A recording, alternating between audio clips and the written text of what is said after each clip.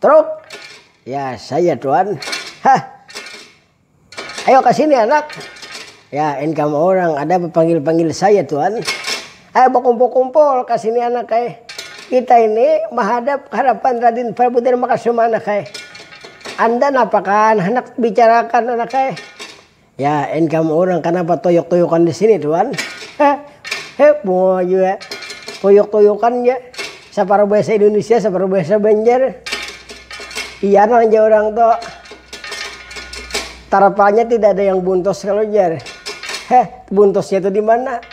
Pitrok kawian juga. Beli bepandir bahasa Indonesia separuh, bahasa Banjar separuh. Beli bepandir. Tapi ya tarapannya tidak ada yang buntos kan ya. Buntosnya ditang di mana? Bepa dede aja. Talagari aku asal lucuhan na kayo bulaluan. Ay hababaya na kawain dengan itu karakter masing-masing.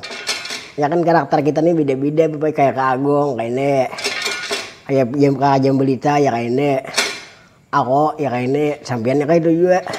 Jadi karena manusia tuh karakternya lain-lain kan sama pemberitaan.